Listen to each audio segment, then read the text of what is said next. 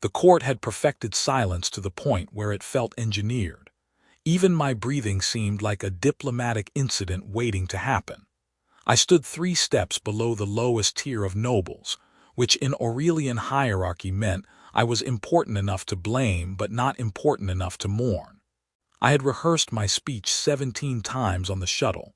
It involved phrases like mutual prosperity and interstellar cooperation.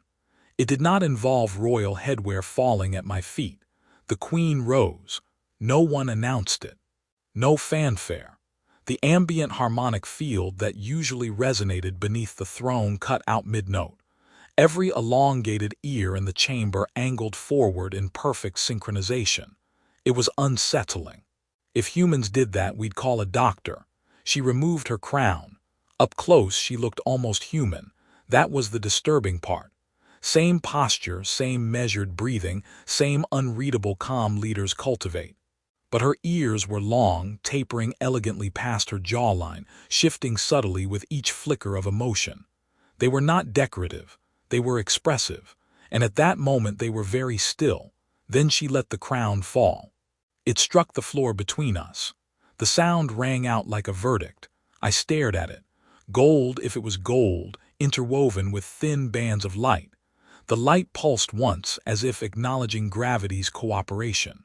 My brain suggested several possibilities.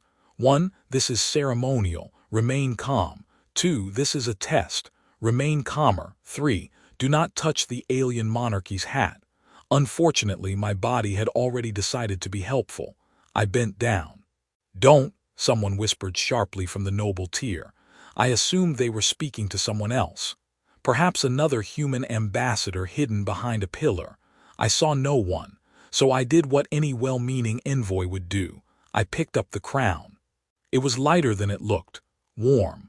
The bands of light intensified at my touch, running along its surface in branching patterns like neural activity. The chamber inhaled as one. The Queen stepped forward. You accept, she said. Her voice carried without amplification. It did not need to be loud. It simply was. I'm sorry, I replied automatically. Was it falling etiquette? I can put it back. A noble made a choking sound that might have been outrage or suppressed laughter. Hard to tell with elongated ears covering half their reactions. You have accepted, the Queen repeated, each word precise. Accepted the responsibility of not letting it hit the floor again. Because I assure you I have excellent reflexes. Her ears shifted, just slightly. If I hadn't been staring at them with anthropological curiosity, I might have missed it. This is the right of ascendant challenge, she said. Of course it was. Ah, I nodded as if this clarified everything. And that is a friendly custom. No, the guards' weapons activated in unison, not aimed at me. Not yet. They hummed with restrained potential, blue plasma contained by fields I did not pretend to understand. I looked down at the crown in my hands. There seems to have been a cultural misalignment. The High Chancellor stepped forward, robes shimmering with embedded data streams. Human, he said, as though the word itself required disinfection. By touching the sovereign circlet after it has been cast down, you invoke the right. I invoked nothing, I said. I was preventing scuff marks. The act is binding. Binding how? Spiritually, legally, financially. Yes, the Chancellor replied. The Queen descended the steps of her throne. Each step felt like a countdown I had not consented to participate in. She stopped an arm's length away. Up close, her eyes were not just violet. They held layered irises, faint geometric patterns shifting within them like active interfaces. Her ears angled forward, framing her face. You stand as challenger, she said. To what? To me. There are moments in life when time slows. You reevaluate past decisions. You consider alternate careers. Farming, perhaps. Something without ceremonial artifacts. I assure you, I said carefully, I did not intend to challenge you. I can barely challenge my ship's autopilot. Intent is irrelevant, the Chancellor snapped. The Queen raised a hand, silencing him without looking away from me. You came to negotiate extraction rights in the Helix Belt, she said. Yes, minerals, very dull, no crowns involved. And yet, she continued, you have stepped into a rite older than our first starship. Accidentally, I emphasized, her gaze sharpened. There are no accidents in this chamber. That felt statistically unlikely, but I chose not to debate. A ripple of projections ignited above us, ancient scenes rendered in light. Figures standing where I stood, crowns falling, battles unfolding, not always physical, sometimes strategic, sometimes ideological. You will stand trial at dawn, the Queen said. How many hours until dawn? 4. Excellent, I said weakly. Plenty of time to learn your civilization's deepest traditions. A faint sound escaped her, not quite laughter, but close. You display composure, she observed. It's shock, I said. It's very versatile. The nobles began to murmur, their ears flicking in agitation. Words filtered through. Outsider, human, unworthy, unpredictable. They weren't wrong. I request clarification, I said, because when facing ancient alien rights, paperwork feels comforting. If I lose this challenge, what happens? The Chancellor answered before she could, you forfeit. That is impressively vague. The Queen studied me for a long moment. If you lose, she said at last, you will not leave this world. I swallowed. And if I win? I asked. Silence fell heavier than before. Then, she said softly, everything changes. I looked at the crown still in my hands. Its light pulsed steadily now, synced to something deeper in the chamber, or perhaps to me. I really did just mean to help, I muttered. You have, she replied. That was not reassuring. Guards approached not to seize me but to flank me.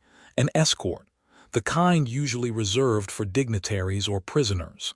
I assume there's no option to decline retroactively. I asked. No, the Chancellor said with visible satisfaction. Thought so. As they guided me from the chamber, I glanced back once. The Queen remained where she stood, watching me. Crownless, unblinking. Her long ears tilted slightly outward now, not in aggression, not in triumph, in anticipation. I had come to secure a mining agreement. Instead, I had apparently agreed to challenge an alien sovereign in a ritual designed to test the fate of an empire. And all because I tried to be polite. They did not place me in a cell. That worried me more than a cell would have. Instead, they escorted me to what they called pre-ascension quarters, which sounded motivational until the doors sealed with a harmonic tone that implied I would not be wandering off for a midnight stroll. A circular interface shimmered to life in the center of the room. Challenger, it said. I looked behind me. Is there another one? No. Unfortunate. The voice identified itself as the Imperial Cognition Array, the same intelligence that would oversee the rite. Its tone was calm, neutral, and carried the faint patience of something that had watched civilizations rise and fall while waiting for software updates. You have 4 hours until dawn, it said. I've been told. That's barely enough time to panic properly. You may use this period to review historical precedents. A wall dissolved into light. Scenes unfolded, past challengers standing where I had stood, some Aurelian, some not. I spotted at least 3 species I couldn't name and one that looked suspiciously like a sentient cloud arguing with the Queen via electrical discharge. Let me guess, I said. The cloud didn't win. It performed adequately. Reassuring. The array began outlining the structure of the rite. 3 primary trials: preservation, governance, continuation, each conducted within predictive simulations that drew from the Empire's full historical and strategic database. So it's an exam, I said, with existential consequences. Yes. Do I get partial credit? No, I paced. Hypothetically, I said, if I were to fail spectacularly, would it at least be educational for you? All outcomes are educational. Great. I'm glad someone benefits. The interface pulsed. You were selected intentionally, it said. Ah, that word again. The sovereign's biometric indicators prior to the rite indicated calculated intent. So she meant to drop the crown. Yes. I stopped pacing. Why me? Probability clusters suggested you would produce non-traditional decision pathways. That's a polite way of saying I'm unpredictable. Yes. I sighed. Where I'm from, that's not always a compliment. The array shifted the projection. A simulation of a star system appeared, red warning indicators flaring across several planets. Trial 1, it said, preservation. You will command defensive assets against an incursive force. I've played strategy games, I said, mostly badly. You will not have time to be bad. Comforting. The projection zoomed into fleet formations. Aurelian ships were not rigid constructs. They adapted mid-engagement, reconfiguring their hull geometries in response to threat vectors. Your vessels possess semi-autonomous cognition, the array explained. They respond best to strategic intent rather than granular command, so I shouldn't micromanage. Correct. I pointed at the enemy fleet assembling at the edge of the system, and them. Simulated adversaries based on extrapolated hostile civilizations. They look enthusiastic. They are programmed to be so. I rubbed my face. If I lose ships, is that held against me? Losses are evaluated relative to objective prioritization. That's not an answer. It is the only answer. A second projection appeared, resource graphs collapsing into famine scenarios. Trial 2, the array continued. Governance under scarcity. I was hoping for something simpler, perhaps a riddle. There will be no riddles. Shame, I'm decent at riddles. The projections layered over each other, rebellions, environmental decay, artificial intelligence rights disputes, border conflicts. You're testing philosophy, I said. Yes. And the Queen, she will undergo identical trials concurrently, competing for higher scores, in a sense. And the winner, the outcome will determine directional authority. That still sounds like winner rules empire. The array paused, as if recalibrating language for my benefit. The right evaluates which decision architecture offers superior long-term viability. So I'm not fighting her, I said slowly. I'm arguing with her through hypotheticals. Yes, that's almost worse. A soft chime resonated through the room. The sovereign requests audience, the array said. Of course she does. The doors parted. She entered without guards. Crownless, she seemed less distant, though no less composed. Her long ears angled slightly forward as she regarded me. Are you acclimating? She asked. I've been informed I'm about to sit the most dangerous exam in the galaxy. You exaggerate. I'm human. It's a reflex. She stepped closer to the projection of the war scenario. You value individual life above structural integrity, she said. You've already analyzed me. I observe. That's not an answer. A faint curve touched her lips. You diverted evacuation priority during the Helix Belt incident, she continued, against corporate directive. You read that report. I read everything. Then you know it worked. It destabilized negotiations. It saved 3,000 miners. Her ears shifted, not in disapproval, in consideration. The right requires contrast, she said, not mimicry. So you dropped the crown because you're uncertain. Her gaze sharpened. I dropped it because stagnation is fatal. Empires don't like hearing that. Empires rarely listen. I crossed my arms, and if I win, you assume victory is singular. I assume someone has to walk out with fewer consequences. She studied me for a long moment. If you prevail, she said quietly, you will not rule alone. That's not how your chancellor phrased it. My chancellor prefers clarity over truth. That's comforting. A silence stretched between us, less hostile than before.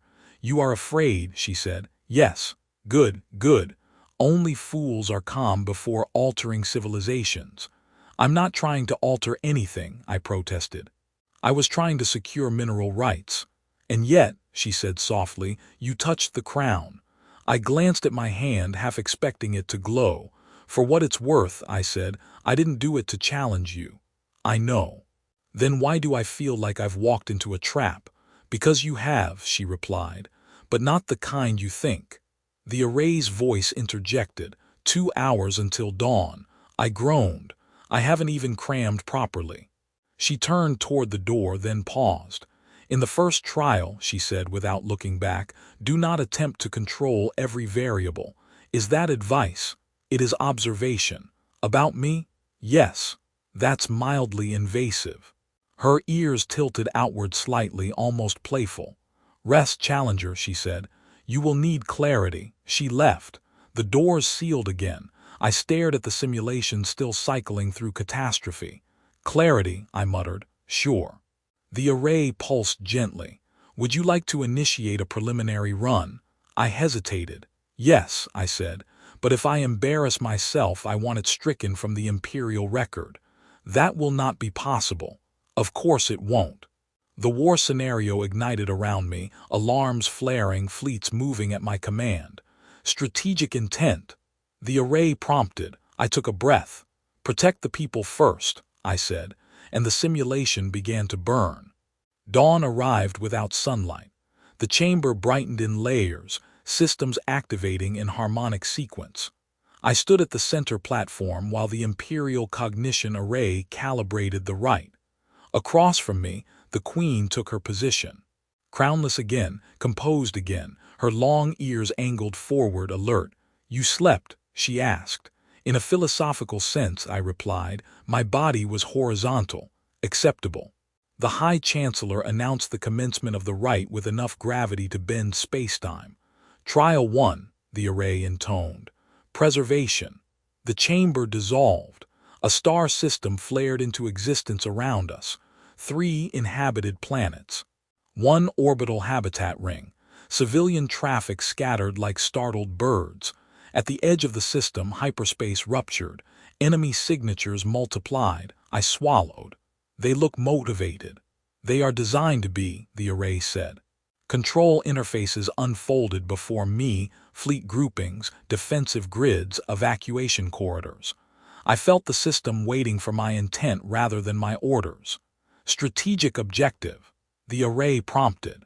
Minimize loss of life, I said. Across the simulation, the Queen spoke at the same moment. Maintain structural viability of core infrastructure. Her eyes flicked toward me briefly, not competitive, measuring. The first wave struck. Enemy vessels targeted orbital platforms, likely calculating economic disruption over immediate casualties. I redirected half my fleet to shield evacuation routes. You are sacrificing defensive density, the array observed. I'm buying time. On the projection, civilian transports accelerated toward safe corridors. 2 were caught in crossfire. I flinched. The Queen's fleet executed a precision strike, dismantling a cluster of hostile ships before they could adjust. You're leaving the outer colonies exposed, I said. You are leaving the capital vulnerable, she replied. Fair. A new alert flared, reactor instability in the habitat ring. If that goes, I muttered, casualty count skyrockets.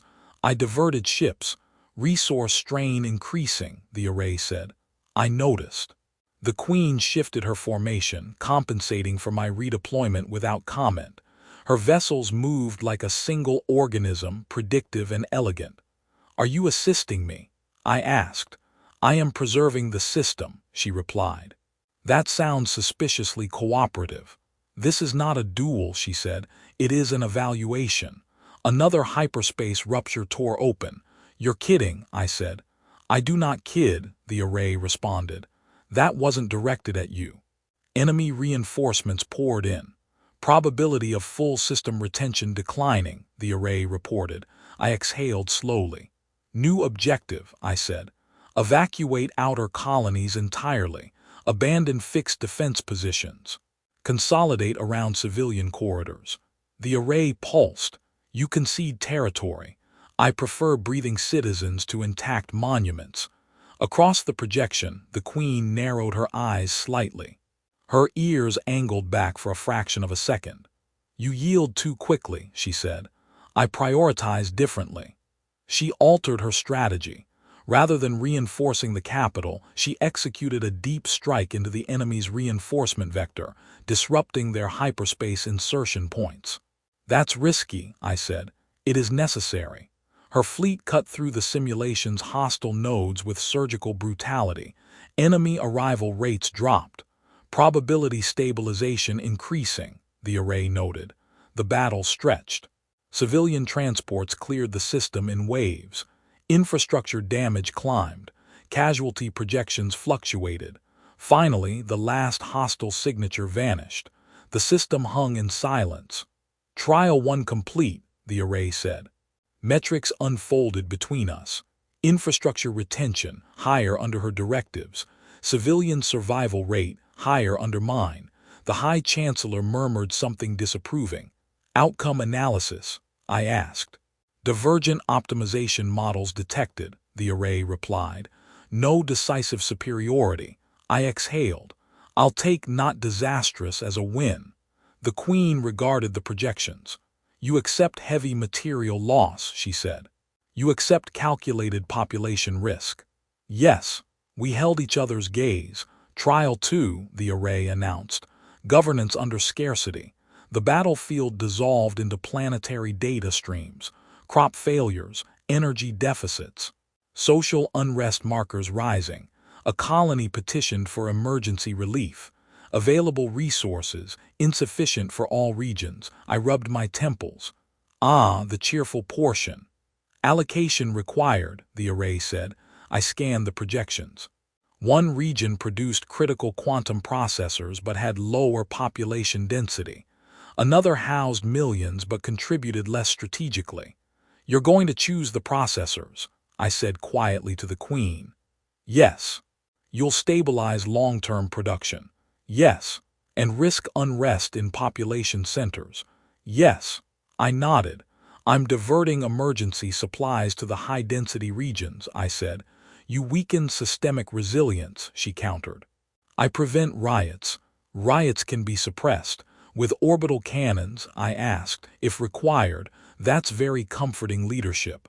Her ear twitched slightly. You assume suppression is violence. Is it not? Not always. I issued my allocations. Almost immediately, unrest decreased in the populous regions but production shortfalls worsened. The Queen's model maintained industrial stability but saw protests spike. Predictive 10-year outlook. I asked. The array displayed branching futures. Under her model, stronger fleet capacity, moderate civil dissatisfaction. Under mine, slower expansion, higher internal cohesion. The High Chancellor shifted uneasily. You prioritize morale, the Queen said. I prioritize people not hating their government. Hate is manageable. History disagrees. For a moment, silence settled.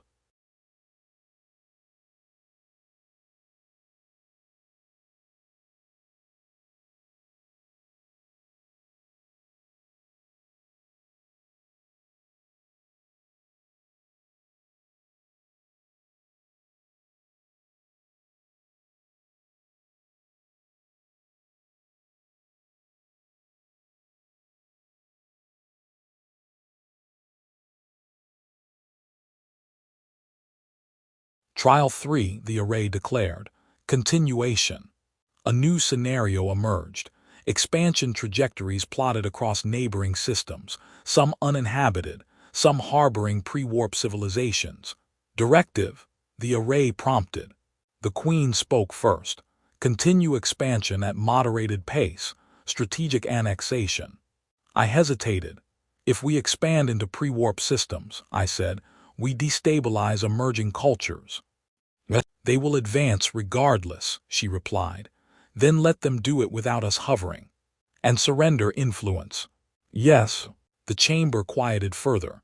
You would limit empire growth, she asked. I would redefine it. How? Partnerships.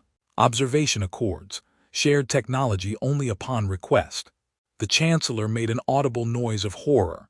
Naive, he said. Possibly, I replied, but sustainable. The array processed. Long-term projections unfolded. Slower territorial expansion under my model. Reduced conflict incidents. Increased diplomatic networks. Under hers, robust territorial control, higher resource intake, elevated probability of large-scale war in distant futures. The projections dimmed. Right analysis complete, the array intoned. My pulse thudded in my ears. Preliminary conclusion, Challenger and Sovereign exhibit complementary governance architectures. I blinked. That sounds inconclusive. It is not. The Queen stepped closer. State the outcome, she said. Neither model demonstrates categorical superiority, the array replied.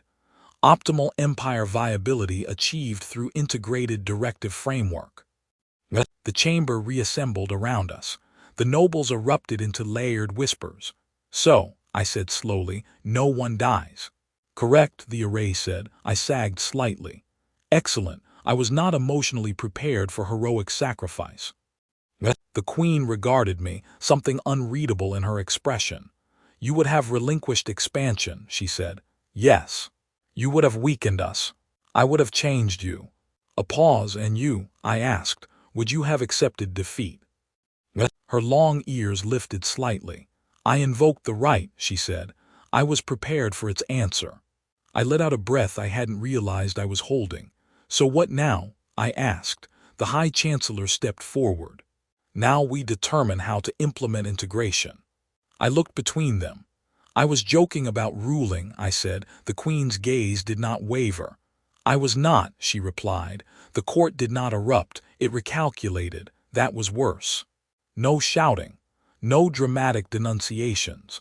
Just a shifting of posture, a ripple of whispered data passing through embedded implants, and a collective realization that tradition had just updated its firmware. The Queen lifted her hand. Silence restored itself instantly. The right has spoken, she said. The High Chancellor inclined his head the precise degree required to signal obedience without enthusiasm. The array's conclusion recommends integrated governance, he said carefully. Clarification of implementation parameters is required. That, I muttered, sounds like a polite way of saying no one knows what to do with me. You will refrain from muttering, the Chancellor replied. I wasn't aware muttering required authorization. The Queen's ear twitched. You will stand beside me, she said, addressing both the court and me. Not as sovereign, not as subject. As counterweight. I blinked. That is not a reassuring title. It is an accurate one. The array projected data threads between us. Decision matrices, probability branches, governance nodes. Integrated directive framework will require dual authentication on expansion initiatives, it announced. Resource allocation algorithms will incorporate challenger heuristic weighting. Heuristic weighting, I repeated. I've been turned into a setting. Yes, the array confirmed. I looked at the Queen. You're comfortable with this. She met my gaze evenly. I invoked the right because certainty has become dangerous. Certainty built this empire. And may yet end it. The Chancellor stepped forward again. Your Radiance, with respect, expansion has secured stability for 3 centuries. And increased external threat vectors by 42%, she replied without looking at him. He hesitated. I raised a hand slightly. May I ask a potentially foolish question? You have established a pattern, the Chancellor said. Encouraging. The Queen gestured for me to continue. If the right concluded that integration is optimal, I said, why has it never happened before? A pause. The array answered. Previous rights produced decisive superiority in one governance architecture. So either the challenger lost badly, I said, or the sovereign did. Yes, and the loser. Outcome varied. That's ominous. The Queen spoke quietly. No prior sovereign has faced this degree of systemic inflection. In other words, I said, your empire is at a crossroads. Yes, and instead of conquering your way through it, you dropped your crown in front of a visiting human. Yes, when you phrase it like that, I said, it sounds reckless. Her lips curved faintly. It was calculated. The nobles shifted uneasily. One stepped forward, a senior counselor, if the density of ornamentation was any indicator. Your Radiance, she said. Integration with an external species introduces instability. I am standing right here, I said. You are evidence, she replied coolly. Of what? Unpredictability. Correct, I said. That's the point. The Queen's ears angled forward. Instability is not inherently detrimental, she said. Stagnation is. The counselor inclined her head but did not retreat. Will the human possess veto authority? She asked. The array pulsed. Expansion initiatives beyond designated thresholds will require consensus between sovereign and counterweight, it stated. I stared at the projection. Consensus meaning we both agree. Yes, and if we do, action deferred. A murmur rippled outward. You are granting paralysis, the chancellor said. No, the queen replied. I am granting deliberation. I cleared my throat. For the record, I do not intend to block everything. I enjoy progress. I simply prefer it, without galactic-scale collateral damage. Your species industrialized its homeworld to ecological brink, the counselor said sharply. Correct, I replied. We are excellent cautionary tales. A faint sound escaped the queen, almost a laugh. The tension thinned slightly. The array projected a new data set, external threat assessments, emerging civilizations, internal descent probabilities. Integrated governance reduces projected large-scale war probability by 17% over 2 centuries, it announced. 17, the chancellor repeated. Marginal. 17% of billions is not marginal, I said. Silence followed. The queen stepped down from the elevated platform and stood beside me rather than above. That subtle shift did more than any declaration. Gasps softer this time. You will retain your title, I said quietly to her. Yes. And I will, what? Sit in meetings and suggest fewer invasions. You will challenge assumptions, she said. I already do that. You will do so with authority. That feels dangerous. For whom? Everyone, I admitted. She nodded slightly. Good. The chancellor straightened. If this integration proceeds, formal codification is required. The counterweight must swear adherence to imperial continuity. I frowned. Define continuity. Preservation of the empire's core identity. And who defines that identity? A pause, the queen answered, we will. The chancellor did not look pleased. An aide approached with a small device, an oath interface if the glowing sigils were any indication. Place your hand upon the conduit, the chancellor instructed. I stared at it. Before I do that, I said, I have one condition. The chamber stiffened. You are not in a negotiating position, the chancellor warned. I disagree. The right positioned me quite specifically. The queen watched me, unreadable. Speak, she said. No expansion into pre-warp civilizations without explicit, measurable evidence of existential threat, I said. Observation only. No annexation. No resource extraction. The nobles reacted immediately. Preposterous. Strategic suicide. Naivete. The queen did not speak. The array processed. Projected resource deficit increase. 5% over 50 years, it stated. Projected conflict reduction. 11% over same period. The queen's ears tilted slightly outward. You ask us to relinquish opportunity, she said. I ask you to redefine it. And if those civilizations become hostile, then we reassess, I replied. Together. Silence stretched. The chancellor looked ready to combust. Finally, the queen extended her hand, not to the oath device, but toward me. Agreed, she said. The chamber erupted in layered shock. You concede too much, the counselor protested. I concede nothing, the queen replied calmly. I invest in longevity. She turned to me. Place your hand on the conduit. I did. The device flared, light threading around my wrist. State your directive alignment, the array prompted. I took a breath. I commit to the preservation of life over territory, to deliberation over impulse, and to challenging this empire when it forgets why it exists. The conduit pulsed. The queen placed her hand atop mine. I commit, she said, to sharing authority where certainty once ruled. The device brightened, then dimmed.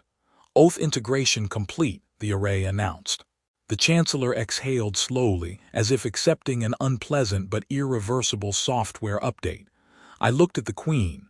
So, I said quietly, what happens now? She regarded the court, then the vast projections of empire spanning stars. Now, she said, We begin arguing properly. I smiled despite myself. Finally, I replied, something I'm qualified for. The first time I vetoed an expansion proposal, 3 admirals resigned. Not dramatically. No public protest. They simply submitted formal notices citing philosophical incompatibility with revised imperial trajectory. I framed one of the notices. The Queen did not. "You are enjoying this too much," she said as we reviewed the aftermath. "I enjoy surviving," I replied. "It's a new hobby." We stood before the array's latest projections. Trade routes had begun to shift. Instead of military corridors pushing outward, diplomatic envoys now moved along exploratory vectors. External response? I asked. Mixed, the array said. Neighboring powers interpret policy shift as either weakness or strategic reconfiguration. Let them guess, I muttered. The Queen's long ears angled slightly toward me. "You are less reactive than before," she said. "I used to think everything required immediate action," I admitted. "Now I've learned that sometimes the most radical move is waiting." She considered that. "The Council resists you," she said. "The Council resists change," I corrected. "I just happen to have a face they can blame." A subtle shift of her posture. "You carry their hostility lightly." "I don't," I said. "I just joke about it." That earned the faintest curve of her lips. Months passed. We argued daily: fleet distribution, AI citizenship, energy redistribution to neglected sectors. Each disagreement felt less like opposition and more like refinement. "You still prioritize morale metrics over industrial output," she said during one session. "And you still assume industry guarantees loyalty," I replied. "History supports my position. History also contains revolutions." Her ears flicked. "You enjoy reminding me." "I enjoy keeping you slightly uncomfortable." "And I," she said calmly, "enjoy challenging your optimism." It was not hostility, it was balance. The first true test came sooner than expected. A border system reported anomalous activity, not invasion, not yet. A neighboring coalition had begun aggressive resource harvesting in disputed space. The admirals, those who remained, recommended preemptive military action. "Demonstrate strength," one urged. "Reassert deterrence." The council murmured in agreement. I looked at the Queen. She looked back at me. "This is where you caution restraint," she said quietly. "Yes. And risk emboldening them. Or we redefine the engagement." The array projected possible outcomes. Preemptive strike, high short-term dominance, elevated long-term conflict probability. Diplomatic engagement, uncertain short-term stability, reduced escalation risk. The Queen addressed the admirals. "If we strike first," she said, "we validate their suspicion that our policy shift is camouflage. And if we do nothing," an admiral countered. "We will not do nothing," I said. "We will open a channel." Laughter thin and skeptical. "You believe words will halt extraction fleets?" the admiral asked. "I believe incentives might," I replied. The Queen stepped forward. "Prepare defensive formations," she ordered. "Visible but non-aggressive. Simultaneously, initiate diplomatic contact. A compromise, not dominance, not passivity." The tension in the chamber tightened. "You are risking imperial reputation," the Chancellor said. "No," the Queen answered. "We are redefining it." Negotiations were not swift. They were not graceful. There were accusations, historical grievances. A particularly heated exchange involving a misinterpreted star map and 3 centuries of misplaced blame. At one point I muted my channel and leaned back. "I miss simple mining contracts," I muttered. "You never truly wanted simplicity," the Queen replied. She wasn't wrong. Weeks later, the coalition agreed to shared access protocols. Resource extraction limited. Joint oversight established. No fleets fired. The admirals did not resign this time. The array updated its projections. "Large-scale conflict probability reduced by 9%, it announced. I smiled faintly. 17% was better, I said. The Queen glanced at me. "You measure success in percentages." I measure survival in increments. She grew quieter over time, not withdrawn but reflective. One evening cycle, after the council dispersed, she remained seated beside me rather than returning immediately to her private chambers. "You have altered more than policy," she said. "That sounds ominous." "You have altered me." I looked at her. "How?" "I once believed certainty was strength," she said. "Now I understand that doubt, when structured, is resilience." I let that settle. "I used to think power meant control," I said. "Now I think it means responsibility for consequences you can't fully predict." Her ears angled toward me, attentive. "You are no longer reacting," she observed. "No," I agreed. "I'm choosing." Silence lingered. The crown rested between us on the central table during strategic sessions now. Not always on her head, not always absent. It had become less symbol and more reminder. One cycle, the High Chancellor approached me privately. "You have not attempted to usurp," he said. "Was that an option?" I asked. "Given precedent, it was plausible." "I don't want your throne," I replied. "I want your empire to survive long enough that mine can learn from it." He studied me for a long moment. "You are inconvenient," he said. "I've been told. But not destructive." "I try." He inclined his head just slightly and left. That felt like victory. Years passed. Expansion slowed but did not cease. It transformed. Observation accords multiplied. AI entities gained formal representation. Resource extraction balanced against restoration initiatives. Not utopia, not perfection, but trajectory mattered more than illusion. One day, standing before a projection of newly charted space, I turned to the Queen. "If you hadn't dropped it," I said, "would you have changed course?" Her answer came without hesitation. "No." "And now?" "Now," she said, "I would not choose certainty over challenge." I exhaled slowly. I almost didn't pick it up. Her ears lifted slightly. "But you did." "Yes." We stood in silence for a while. "I was afraid of losing my life," I said. "And now?" she asked. "Now I'm more afraid of losing perspective." She regarded me steadily. "That," she said, "is growth." A new transmission arrived. An emerging civilization requesting guidance rather than conquest. I smiled. "Looks like we're being asked instead of feared," I said. The Queen placed the crown upon her head not as assertion but as acknowledgement. "Then let us answer," she said. I nodded. "Not as challenger, not as subordinate. As counterweight, as partner. As someone who had once bent down out of reflex and stood up responsible for more than himself. I had come seeking minerals. I remained to safeguard futures."